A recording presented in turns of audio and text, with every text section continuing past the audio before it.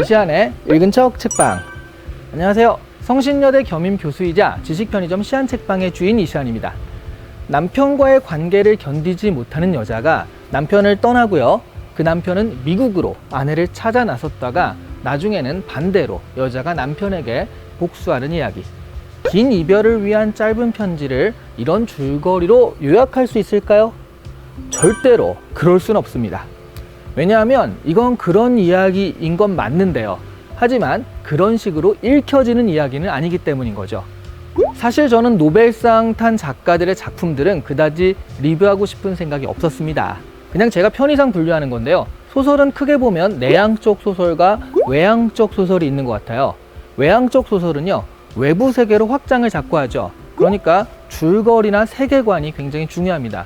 삼국지나 장미의 이름 같은 것들이 그런 책들이죠. 반면 내향적 소설은요, 소설의 시점을 철저하게 자신에게로만 파고드는 거예요. 외부가 아닌 내면을 서술하는 건데요. 문제는 자신의 내부에는요, 인과관계라든가 전후관계 같은 것들이 명확하지 않게 존재하게 됩니다. 개인의 생각과 관점은 시간에 관계없이, 이게 또 허구인지 사실인지에 관계없이 섞여서 이루어지는 거잖아요. 그래서 도대체 이게 꿈인지 생시인지 또는 경험인지 상상인지 알 수 없는 그런 이야기들이 쫙 나열이 돼 버려요. 인과관계가 없으니까 도무지 이해하기 쉽지 않은 소설들이 많은 거죠. 문제는 상탄 작가들의 작품들에는 이런 경향이 좀 많이 나타나다라는 겁니다. 멘부커상을 탄 한강 작가의 채식주의자만 해도요, 이해하기 쉽지 않다는 그런 사람들이 많았었죠. 그런데 멀리 미국에 계시는 지구인 한 분이요, 사실 여기가 미국이거든요. 지금 티는 거의 안 나죠. 티는 잘 안 나는데 미국 맞습니다. 일산이 무슨 전원주택이 아니라 진짜 미국은 맞아요. 그런데 어쨌든 미국에 계신 지구인 한 분이요, 따로 메일을 보내와서요, 꼭 긴 이별을 위한 짧은 편지를 다뤄달라는 간곡한 부탁을 하셔서요, 한번 다뤄보기로 했습니다. 부탁한다고 다 하는 것은 아닌데 이번 건은요, 부탁하셨기 때문에 하는 겁니다. 그런데 앞에서 제가 잠깐 설명했던 내향적 소설의 전형적인 모습이 바로 이 소설입니다. 떠나겠다는 짧은 편지를 한 장 달랑 써놓고 사라진 아내를 찾아서 미국을 헤매는 사람이 주인공인데요. 이 사람은 미국을 헤매고 다니는 것처럼 보이지만요, 사실은 자신의 내면을 헤매는 중인 거죠. 아내의 흔적을 찾아 아내가 묵었던 호텔들을 따라가지만요, 막상 절실한 실종자 찾기의 모습은 전혀 보이지 않습니다.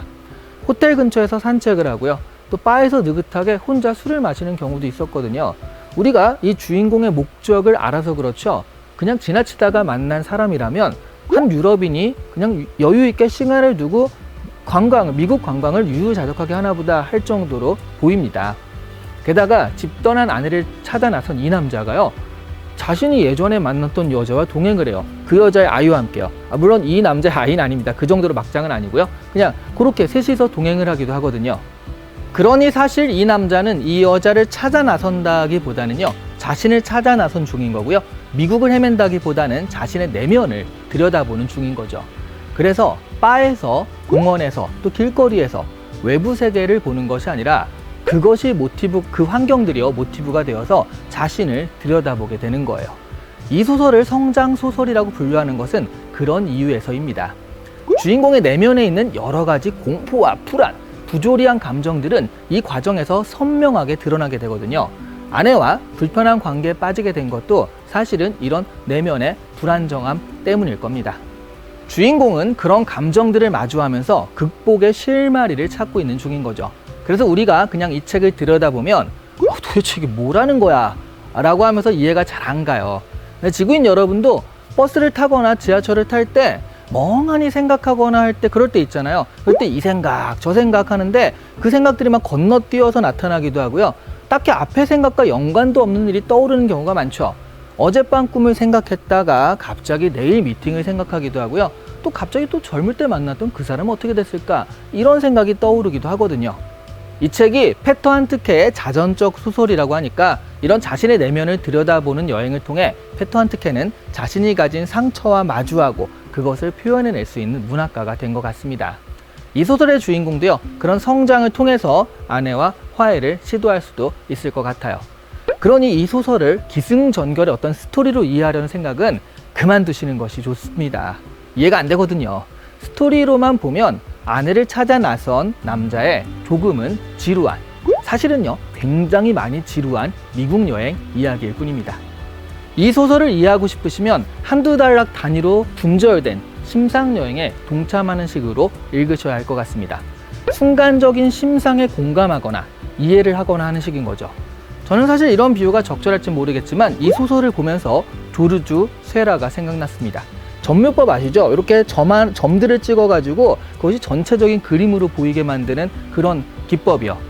주인공의 심상 풍경들이 모여서 전체적으로 하나의 그림을 그리게 되지만 사실 점 하나씩 파고들어서는 전체 그림이 전혀 보이지 않잖아요. 한 문장 한 문장 파고들어서 책을 이해하려고 하면 이 전체 그림을 놓치게 되는 일이 벌어질 수밖에 없는 그런 책이었어요. 반면 전체적인 흐름으로 놓고 보면 아내의 가출을 통해 성장해가는, 내면을 들여다보고 성장해가는 남자의 이야기였습니다. 페터 한트케는 이 소설에 대해 한 인간의 발전 가능성과 그 희망을 서술하려고 했다고 밝히고 있습니다. 하지만 많은 분들은요, 한 독자의 이해 불가능성과 그 절망을 서술한 것 같다라고 느끼실 겁니다. 이 책은요, 이성적인 이해를 목표로 삼기보다는요, 전체적인 느낌이라는 측면에서 언어적인 감각과 흐름을 따라간다는 정도로 읽어가시면 좋을 것 같아요. 뭔가 답답하고 이해가 안 되는 주인공의 행동, 그리고 괜히 젠치하는 어떤 어휘의 화려함, 모르는 단어와 모르는 단어의 조합에서 나오는 아우라 같은 것들을 모두 이해하려는 그런 노력은요, 접어두세요. 접어두시고 그냥 이해 안 되는 부분은 슬슬슬 넘어가면서 관용적인 독서를 하시기를 바랍니다. 이 책을 이해하는 독법은 제가 제시하는 것보다 훨씬 더 훌륭한 것도 있을 겁니다. 하지만 저는 한편으로는 그런 독법이 따로 필요할까 하는 생각도 들어요. 결국 이 소설을 통해 만나는 것은 이 글의 주인공도 아니고요, 페터 한트케는 더더욱 아니고 여러분, 지구인 여러분 자신일 겁니다. 이 소설의 주인공이요, 아내를 찾는 과정에서 만난 어떤 풍경이나 사람들 때문에 자신의 내면에 있는 한 조각씩의 심상들을 끄집어내잖아요. 이 책의 구절들은 이 독서를 통해서 우리에게 내면을 돌아보게 할 수 있는, 그런 자극을 할 수 있는 그런 마중물 역할이 되지 않을까, 이 책을 보면서 그런 생각이 많이 들었습니다. 오늘 이 시간에 읽은 척 책방은 페터 한트케의 긴 이별을 위한 짧은 편지였습니다. 긴 구독을 위한 짧은 누름 부탁드립니다. 감사합니다. 지구인 여러분, 다시 한번 얘기하지만 여기 미국 맞습니다. 이게 증거가 잘 안 되는데요, 미국 맞긴 맞거든요. 이 긴 이별을 위한 짧은 편지가 미국에서 벌어지는 일이잖아요. 미국 배경의 소설을 위해서 미국에 로케를 온 겁니다. 네, 로케 온 거 맞습니다. 이거 증명이 안 되네. 네, 어쨌든 미국 맞아요. 네, 믿어주세요.